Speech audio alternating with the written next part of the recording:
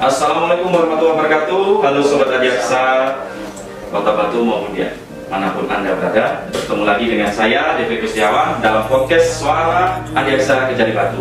Nah, agar lebih kekinian ataupun kece, kiranya kita beri nama podcast Pro 1 gitu ya Sobat Adiaksa.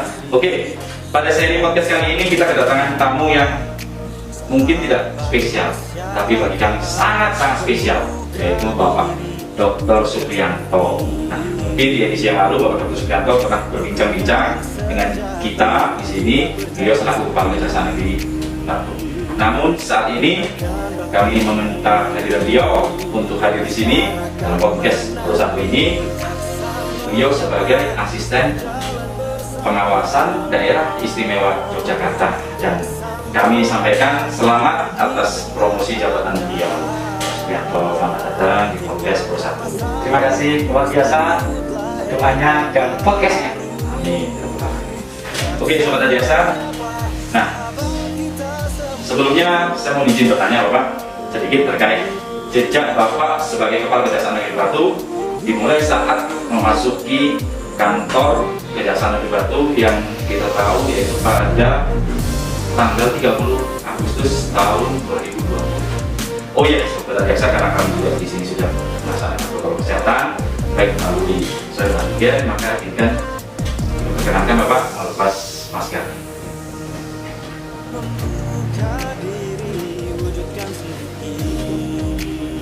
Nah, baik Bapak, saat itu bagaimana perasaannya serta kesan pertama kali Bapak Supriyanto menginjakkan kaki di kantor Kejaksaan Negeri Batu yang kita cintai? Oke, terima kasih bos yang super istimewa, Pak Kasubagin Kejari Batu, Mas Devi Iko.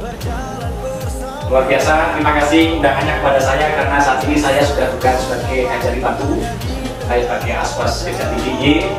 Hari ini saya diundang oleh bos podcast apa tadi namanya? Podcast program Suara Adiaksa Kejari Batu, namun agar lebih kekinian sehingga menjadi Pro 1. Wah, podcast Pro 1, program Suara Adiaksa Kejari Batu. Terima kasih, dan kebetulan tadi ada acara bisa sambut dan pelepasan saya juga karena hari kemarin saya dilantik sebagai Aswas Kejati DIY, dan hari ini kita adakan beberapa acara dan Oke, terima kasih. Jadi pertanyaan Mas tadi Mas Eko, bagaimana kesan pertama atau perasaan waktu bertugas di Kejari Batu? Jadi kesan saya, Batu itu adalah suatu tempat yang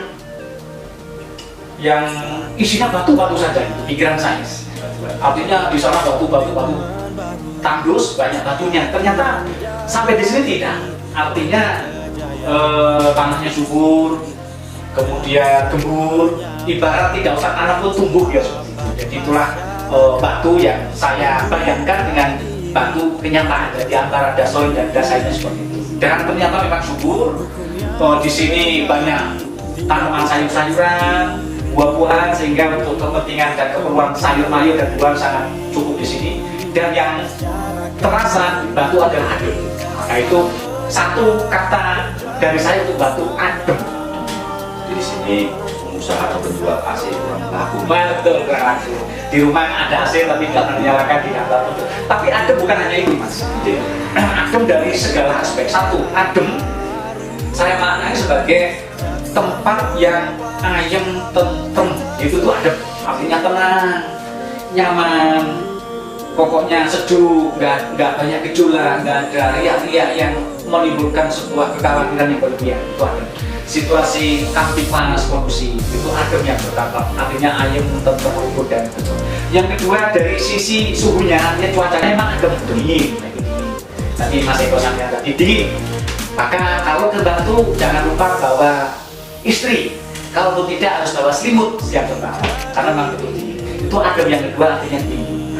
Adem yang ketiga itu masyarakatnya itu sopan, santun, ramah, terus kemudian berapian, mudah diajak diskusi. Artinya apa? Di Batu itu sebenarnya tidak ada suatu permasalahan yang tidak bisa diselesaikan sepanjang mau dikomunikasikan.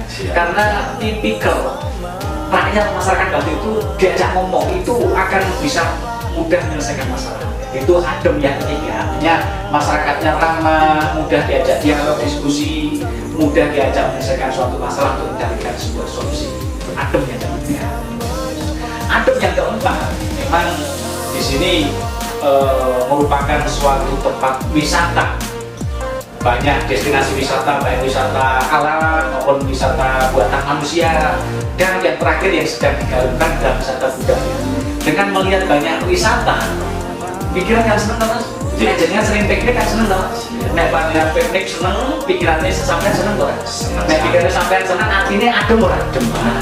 Itu adem yang keempat. Artinya karena di sini banyak tempat-tempat yang bisa menghibur pikiran, banyak tempat-tempat yang bisa mengasah otak untuk lebih berekspresi dan melihat keadaan alam dan sebagainya, sehingga pikiran hati adem. Itu adem yang keempat. Itu satu kata dari saya untuk tambah tuh adem. Itu masih Iya. Nah, baik. Selanjutnya tekad Bapak kan saya selalu bahwa kejaksaan di Batu ini menuju arah yang lebih baik. Saat itu ada beberapa visi misi yang telah Bapak laksanakan selama di Kota Batu. Kira-kiranya selama melaksanakan tugas kejaksaan di Kota Batu ini, visi misi apa saja yang telah terlaksanakan dan telah tercapai? Mungkin sebagai masukan atau saran buat teman-teman. Oke, ya. Visi misi kita di Kejaksaan di Batu sudah barang tentu seirama dengan visi misi kejaksaan secara detail banyak, tapi inti poinnya bahwa kejaksaan itu ingin lebih dekat dengan masyarakat, lebih bisa melayani masyarakat, lebih mengefektifkan peran integritas dalam melaksanakan tugas, sehingga dengan cara membangun zona integritas menuju WBK dan WBK itu menurut saya sesuatu yang tepat. Maka kami kemarin dan teman-teman di sini termasuk Mas Iko sebagai komandan lapangannya membuat tim pembangunan zona integritas menuju wilayah bebas dari korupsi dan alhamdulillah berdasarkan kerja keras Mas Iko dan teman-teman semuanya tekad yang sama, akhirnya kita bisa optimal bekerja dan berikan pelayanan yang terbaik buat masyarakat, dan pelayanan itu semuanya adalah anti pungli, anti suap, anti gratifikasi, dan kita merubah banyak mindset kinerja kita. Maka alhamdulillah di Desember 2021 kemarin kerjaan jumlah integritas pendidikan. Iya Bapak, jadi sebenarnya kami cuma ingin mengucap terima kasih sekali dari Kabupaten Gorontalo ya, Gorontalo menjadi Kajari Batu, bahwa kejaksaan di Batu ini dekat di Kabupaten. Nah, pada saat melaksanakan tugas fungsi memenuhi visi-misi tersebut, pastinya bukan hal yang mudah. Apa saja kendala-kendala yang sangat berarti dan yang sangat membekas di hati, baik itu lucu ataupun secara kekeluargaan selama melaksanakan tugas dan fungsinya dalam mencapai visi-misi tersebut. Oke Mas Eko, jadi tidak ada suatu tujuan yang dicapai tanpa sebuah kendala. Kendala pasti ada, tergantung berat kecilnya atau berat ringannya, besar kecilnya. Nah, apa yang terjadi, kendala apa yang kita alami ya ada. Ya biasa, termasuk mungkin yang sering dikatakan kendala klasik, misalnya SDM-nya mungkin ada yang 1-2 masih kurang maksimal. Kemudian sarana prasarana yang kurang karena anggaran yang tidak memadai. Kemudian juga terkait dengan masalah respon positif dari masyarakat. Nah, itu kan sesuatu yang tidak mudah. Tapi berkat Mas Iko begitu semangat, kita bisa merangkul semua kekuatan yang ada di dalam tubuh Kejaksaan Negeri Batu. SDM-nya bisa kita rangkul semua sehingga tujuannya sama, goalnya sama, yaitu WBK. Sehingga mereka bisa berjalan bersama-sama, bahkan lari bersama-sama untuk menuju goal yang satu tadi, WBK. Itu terkait SDM. Kemudian juga kendala terkait mungkin kekurangan sarpras maupun anggaran. Nah, itu memang sebuah kendala, tapi memang kita harus berinovasi dan berkreasi. Kreasinya apa? Ya bagaimana caranya supaya kita bisa melayani masyarakat dengan maksimal, bisa melayani masyarakat tanpa harus mengeluarkan banyak biaya, tapi masyarakat melayani. Karena apa? Kami di Kejari Batu termasuk majikan sudah berkomitmen. Kita adalah pelayan, kita abdi masyarakat. Majikan yang sesungguhnya adalah masyarakat atau rakyat. Layanilah mereka dengan semangat, sungguh-sungguh dan ikhlas. Kalau komitmen itu dipegang teguh oleh kita bersama sampai kapanpun, yakinlah masyarakat sebagai majikan kita, orang yang dilayani, merasa puas dengan layanan kita, pasti mereka akan berikan penilaian positif pada kita. Maka saya berpesan kepada Mas Eko dan teman-teman tetap pegang teguh itu, komitmen itu ke depan, semoga bisa memperoleh BPS. Itu terkait dengan masalah kekurangan anggaran dan sebagainya. Dan terkait dengan masalah respon positif masyarakat, ya memang masyarakat nggak bisa ujuk-ujuk. Nggak bisa ujuk-ujuk hari ini harus merespon positif atau senang atau dekat dengan kejaksaan, mereka nggak bisa kita akali. Mereka itu punya naluri dan akal yang luar biasa, pinter-pinter, nggak bisa diberani ujuk begini cuma tak tolong, nggak bisa. Kita harus tunjukkan yang terbaik kepada mereka, kita harus berikan layanan terbaik kepada mereka, berikan mereka nyaman di kantor kejaksaan, berikan mereka ruang yang cukup baik di kantor kejaksaan. Jangan sampai mereka datang ke kantor kejaksaan itu bingung, mau ke sini, datang ke sini, dilempar ke sana, lempar lagi ke sana, lempar lagi ke sana, kayak pulang kok. Akhirnya apa yang dibutuhkan nggak terlayani dengan baik, sehingga pulang merasa dengan berat hati apa pelayanan tidak. Nah itu harus kita buat jauh-jauh. Setiap tamu kenal atau tidak, mari kita sapa dengan senyum. Kemudian disapa, ditanya apa perlunya. Dan jangan sampai mereka lama-lama menunggu, apa perlunya segera layani. Kalau mereka tidak dilayani dengan baik, petugas layanan itu kan masih koyak nyarankan teman itu. Bikin aja Pak itu apa sanksi bagi petugas layanan dan kompensasi bagi penerima layanan. Bagi yang dilayani terlambat sesuai dengan SOP, kemudian yang komplain dan ternyata benar laporannya komplainnya, dikasih uang makan siang gratis, dikasih kejaksaan itu. Nah, itu kan strateginya Mas Eko dalam rangka untuk memberikan semangat kepada teman-teman pemberi layanan dan memberikan motivasi pada masyarakat penerima layanan. Itu penting. Nah, itu sesuatu yang untuk bisa berubah masyarakat itu respon positif kita. Di samping itu, kita sering turun ke lapangan. Saya hampir 60% waktu saya itu keliling di lapangan. Yang banyak di kantor masih ya. Apa tujuannya? Supaya kita dekat dengan masyarakat. Bagaimana kita bisa dekat? Ketemu saja tidak. Maka kita bersama-sama berkomitmen untuk dekat dengan masyarakat. Untuk dekat kita harus ketemu, untuk ketemu kita harus datang. Jangan mereka yang harus datang ke sini, kita lah yang datang ke sana sekali, melihat kondisi kehidupannya. Kalau petani bagaimana cocok tanamnya, bagaimana hasilnya, apa kendalanya, apa yang bisa kita support. Nah itulah maka kita menyambungkan jaksa sama petani. Jangan punya pikiran apa hubungannya jaksa dan petani, ada ya. Disitulah kita ikut membantu pemerintah untuk mengentaskan kemiskinan, mensupport para petani untuk bisa bertani yang lebih baik, modern dan hasil yang baik. Juga kita turun ke semua lini di sektor kebudayaan. Kita dorong bahwa Kota Batu sebagai kota wisata budaya dengan berbagai kegiatan. Kita rangkul seniman, jaksa sahabat seniman, jaksa peduli budaya, jaksa sahabat pepadi, jaksa kemarin menegakkan tempat idol yang luar biasa itu, dan banyak sekali. Itulah program-program yang kita gencarkan ke masyarakat. Ada jaga desa, jaksa sahabat jurnalis, jaksa sahabat pemuda, jaksa peduli bencana, jaksa sayang anak, dan sebagainya. Nah, supaya kita dekat dan kenal sayang mereka semuanya. Setelah kenal dan sayang, akhirnya masyarakat sudah barang tentu tanpa disuruh itu mesti akan merespon balik positif, akhirnya. Itulah untuk membuat respon positif masyarakat kepada jaksa. Ini Mas Eko. Ya, betul. Dari beberapa hal tadi yang terangkum dalam program Raja Satu ya. Raja Satu. Satu hal yang sangat menarik dan viral akhir ini yaitu jaksa peduli budaya. Maka itu mungkin sobat-sobat biasa sempat melihat tayangan-tayangan bahwa ada salah satu orang jaksa yang menjadi dalang. Nah, beliau inilah yang menjadi dalang pada acara tersebut. Nah, ini mungkin satu-satunya di dunia. Dalang kan ada banyak yang ada di Indonesia, dan jaksa yang menjadi dalang ini ya mungkin insya Allah hanya satu-satunya ini. Mungkin bisa diceritakan Bapak kemarin itu bagaimana sih kok bisa jenengan ini mendalang wayang kemarin? Gini Mas Eko, memang saya sejak kecil itu senang dengan budaya, khususnya budaya karawitan dan seni pedalangan.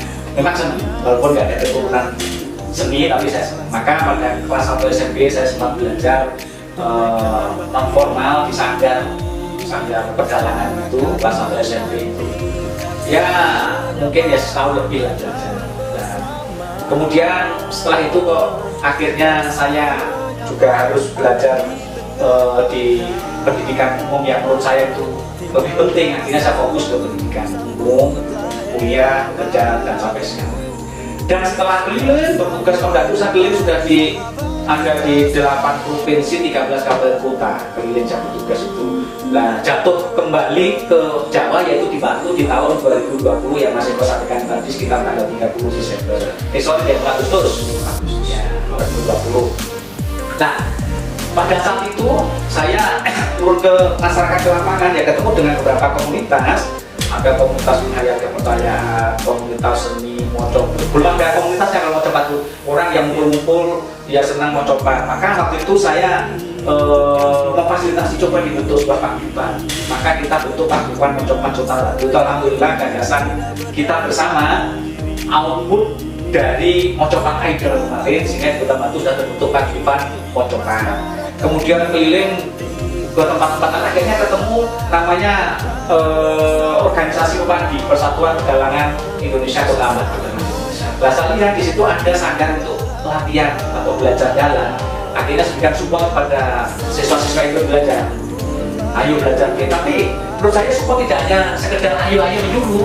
Kalau orang saya bilang ini langsung suatu londo di depan dengan contoh kan gitu. Maka saya berikan contoh, ikut belajar. Bukan semata-mata untuk saya, berikan semangat kepada hati-hati masyarakat Kota Batu yang ikut belajar jalan. Nah, makanya saya ikut belajar sama aja. Ada yang masih SD, SMP, SMA, ada beberapa isu sih. Makanya saya berikan contoh, tidak hanya ngomong ke belajar. Nah, suatu ketika saya belajar hampir 3 bulan kali 2 sampai 3 bulan itu, alhamdulillah saya dapat SK pindah ke Yogyakarta itu sebagai asma. Nah, saya sampaikan ke teman-teman mau pamitan maksud saya, nah teman-teman bilang nggak bisa, bapak harus dalang di sini, gitu ceritanya. Harus dalang sebelum pindah. Terus nah, lagi pula teman-teman juga mendukung langsung Mas Eko itu kan mendukung Pak Kasinte juga mendukung. Pokoknya bapak sebelum pindah harus dalang. Makanya orang yang baik kan mendengar apa yang menjadi keinginan orang lain. Orang baik tidak seperti itu. Saya ingin belajar dari orang yang baik. Saya mencoba mengakomodir. Akhirnya saya paksakan diri untuk dalang tersebut yang kemarin sudah diselenggarakan oleh teman-teman panitia. Itu panitianya bukan dari pemerintah Kota Batu, bukan itu, masyarakat, para komunitas-komunitas di bawah itu, daerah budaya itu mengadakan itu ya. Akhirnya saya dalang, difasilitasi oleh mereka yang alhamdulillah bisa mainkan salah satu lakon wayang walaupun dalam cerita ringkasnya. Akhirnya bisa selesai dan ya cukup viral sampai sekarang. Sekarang sudah hampir sampai 1.600 itu yang nonton itu. 1.600 ditonton itu. Itu kira-kira ceritanya begitu Mas Eko. Biasa sekali itu Pak. Nah, saya mainkan lakon Pak itu.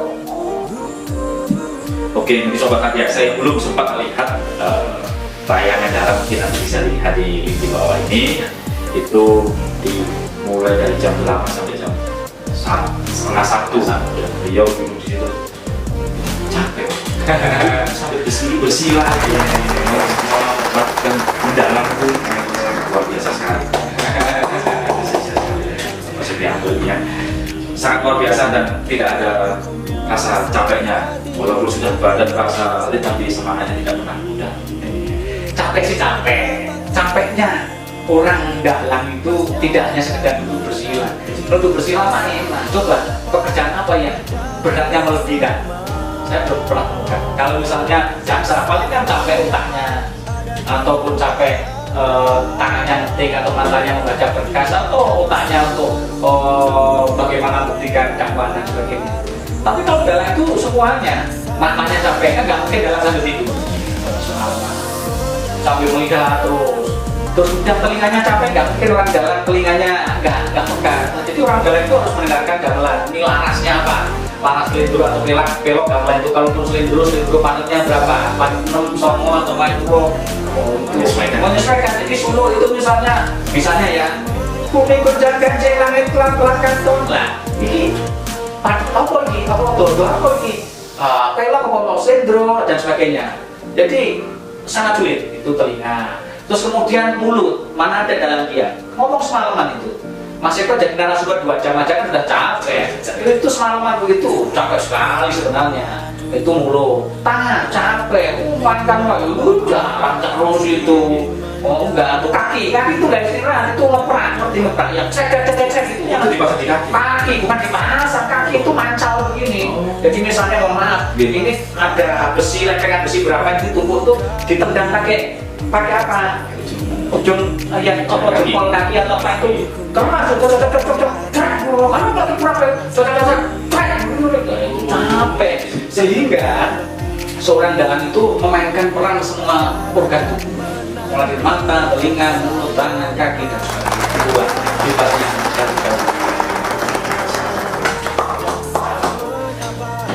Dr. Sumianto juga sebagai dalang satu-satunya yang sampai di dunia jaksa sebagai dalang gitu. Nah, selama Bapak Dr. Sumianto apakah ada hal yang sangat lucu atau menarik yang tersimpan di dalam pikiran atau dalam hati jenengan yang mungkin bisa disampaikan? Begini, ya. Jadi semua sih menarik menurut saya. Kalau lucu itu tergantung bagaimana kita menyikapi. Ya. Nggak lucu kalau kita sikapi lucu bisa lucu juga. Ya. Jadi begini, jadi Batu itu, ya ini saya lebih khusus bicara kecacahan di Batu. Kantor kecacahan di Batu kan kecil nih, ya, kecil, mungil, minimalis lah, minimalis ya. Padahal penghuninya maksimalis. Iya kan? Anggota kita sekitar 69 orang. Dengan gedung segitu kan sangat nggak mungkin kan. Maka kita bersama berpikir bagaimana caranya bisa tertampung dengan baik. Makanya kita mohon juga kepada Pemkot Batu ada gedung atau lahan yang mungkin bisa kita manfaatkan. Yang keempat salah satunya tempat podcast ini. Ini adalah bagian dari gedung yang kita mohon ke pemerintah Kota Batu untuk diberikan kepada kejaksaan. Nah, ini kita sudah bersurat ke wali kota dan alhamdulillah perkembangannya terakhir sudah proses DPRD. Mudah-mudahan dalam waktu dekat bisa segera dituntaskan dan bisa diberikan dari kejaksaan di Batu sehingga bisa segera membuat sebuah perencanaan strategis dalam rangka pengembangan kantor kejaksaan di Batu. Nah, ini sesuatu yang menarik menurut saya. Mudah-mudahan dalam waktu dekat segera keluar khotibahnya akan bisa meninggalkan legacy yang baik juga untuk kantor kejaksaan di Batu. Diinisiasi oleh Bapak Sumianto segera terwujud dan apapun juga segera dilaksanakan sehingga bisa menjadi salah satu penunjang Kejaksaan Negeri Batu meningkatkan pelayanan kepada masyarakat. Nah, Bapak, sebelum meninggalkan Kota Batu, khususnya Kejaksaan Negeri Batu, kiranya ada pesan kepada Sobat Adiaksa, kepada pegawai di kantor Kejaksaan Negeri Batu maupun kepada Sobat Adiaksa baik di Kota Batu maupun di Sobat Adiaksa mungkin ada yang bisa. Oke, ada 3 pesan dari saya untuk khususnya teman-teman Kejaksaan Negeri Batu, umumnya Sobat Adiaksa dimanapun berada. 1, orang hidup itu harus berpegang pada prinsip berikanlah manfaat sebanyak-banyaknya buat makhluk lain atau manusia. Sebaik-baik manusia adalah orang yang paling bermanfaat buat orang lain. Saya contohkan atau saya minta belajar dari kehidupan pohon pisang. Makanya di depan pintu saya kan tertulis filsafat atau filosofi pohon pisang. Sobat Adiaksa, pohon pisang itu tidak pernah mau mati sebelum dia memberikan manfaat kepada makhluk yang ada di dunia, makhluk yang ada di bumi. Kalau dia belum berbuah, dia tidak akan mau mati. Anda tebang pun, Anda pangkas pun, berkali-kali besok pagi dia akan tumbuh karena dia belum berbuah. Di benak pikiran pohon pisang dia berkata, saya belum memberikan manfaat buat penghuni bumi. Maka kalau dia sudah berbuah, tidak usah ditebas, tidak usah dipotong, akan mati sendiri. Kenapa? Dia sudah melaksanakan tugasnya, memberikan manfaat kehidupan yang baik buat masyarakat, buat manusia, buat kehidupan. Nah, itu saya cocokkan pohon pisang dengan dengan kalau nggak tiru ada hadis itu yang pertama. Terus yang kedua, saya juga pengen belajar dari filosofi tukang jahit. Itu ada di pintu belakangnya PTSP itu ya. Nah, jadi itu jangan hanya dibaca, diresapi apa ya, belajarlah dari tukang jahit. Janganlah kita seperti gunting, walaupun jalannya lurus kan gunting itu banyak lurusnya, bukan ngekan jalan, tapi dia memisahkan yang nyatu. Sudah bersatu itu dia misahkan tadi potong. Tapi jalanlah layaknya jarum. Karena ini tukang jahit kan pakainya gunting sama jarum. Walaupun jalannya menusuk-nusuk, jarum kan gini dong, nggak mungkin jarum menusuk-nusuk. Dan kalau dirasakan sakit, tapi ingat, dia menyatukan yang terpisah. Itu filsafatnya tinggi sekali. Itu yang kedua. Yang ketiga, terkait pelayanan yang tadi saya sampaikan. Jadi itu memang slogan saya, bahwa kita pelayan, kita abdi masyarakat. Sejatinya majikan yang sebenarnya adalah rakyat. Maka layanilah mereka dengan semangat, sungguh-sungguh dan ikhlas. Gitu Mas Eko. Sekali filsafat yang bisa kita resapi, bisa kita ambil dari Bapak Dr. Supriyanto, Aswas dari Daerah Istimewa Yogyakarta. Nah, telah banyak tadi disampaikan kisah-kisah ataupun pengalaman-pengalaman selama beliau melaksanakan tugas sebagai kepala kejaksaan negeri Jambi.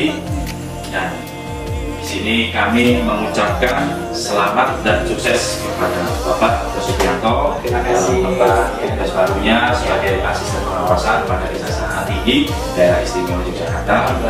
Semoga beliau di sana lebih sukses lagi dan lebih bermanfaat lagi untuk masyarakat Yogyakarta sebagaimana beliau bermanfaat untuk masyarakat di Kota Bandung. Amin. Demikian podcast hari ini, podcast edisi kali ini dengan Bapak Dr. Supriyanto, asisten pengawasan Kejaksaan Tinggi Daerah Istimewa Yogyakarta. Dan kita ketemu lagi di podcast Pro 1 selanjutnya. Terima kasih Bapak. Terima kasih, sukses selalu, sehat ya. Salam hormat untuk teman-teman semuanya. Oke.